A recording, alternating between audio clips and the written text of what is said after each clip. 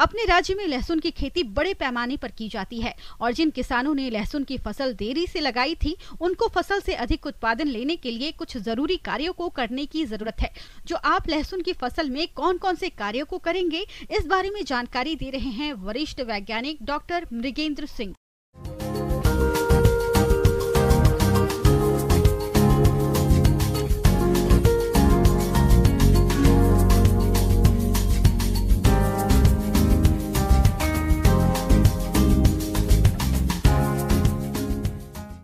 किसान भाई, आज हम आपको लहसुन की खेती के बारे में कुछ जानकारी देना चाहते हैं। अभी इस समय में आप लोग देख रहे हैं कि लहसुन की खेती बढ़वार की स्थिति में होगी।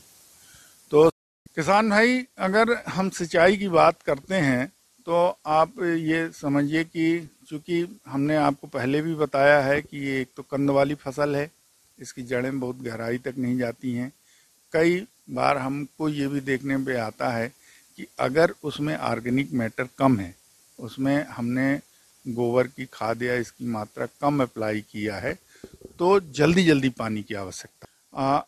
अगर हम पानी की मात्रा कई बार अगर हमको देने में देर हो जाती है तो निश्चित रूप से वो आगे जाके उपज में कमी आएगी। लेकिन भूमि के हिसाब से, जैसे अगर आपकी भूमि दोमट है, बलुई है, तो उसमें फ्रीक्वेंट इरिगेशन की जरूरत है। मतलब जल्दी जल्दी अंतराल में हमको कम अंतराल में पानी देना है।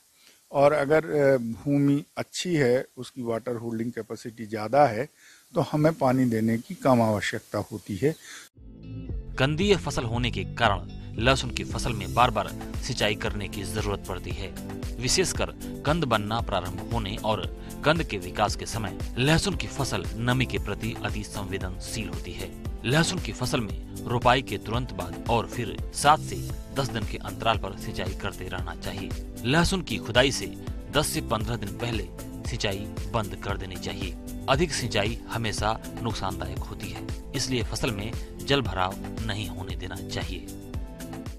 तो इन चीजों को ध्यान में रख करके हमें अपने इस खेत में सिंचाई की व्यवस्था करनी। लहसुन की फसल में बैंगनी धब्बा रोग, जिसे पर्पल ब्लॉच भी कहते हैं, यह रोग लहसुन उगाने वाले सभी क्षेत्रों में पाई जाती है।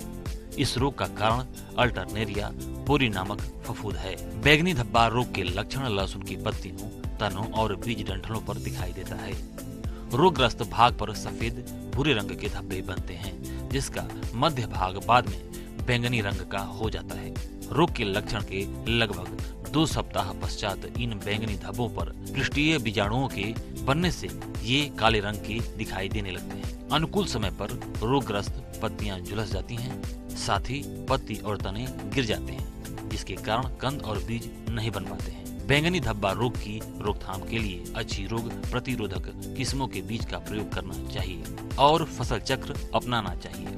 प्रकोप अधिक होने पर फफूंदीनाशक मैंकोजेब की 2 ग्राम मात्रा प्रति लीटर पानी के हिसाब से घोलकर 10 से 15 दिनों के अंतराल पर रोग दिखाई देने पर छिड़काव करते रहें।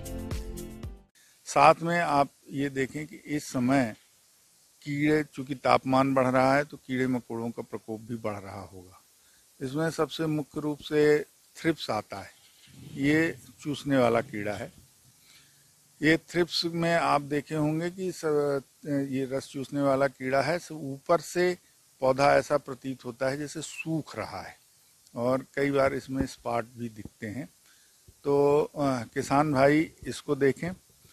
अगर कम मात्रा में है तो आप येलो स्टिकी ट्रैप जो आते हैं, पीले रंग के जो वो आते हैं, उनको आप खेत में लगा दें। चूंकि पीले रंग के प्रति ये कीट आकर्षित होते हैं तो उसमें जाकर चिपक जाएंगे, तो उससे भी काफ़ी अपने को मदद मिलती है।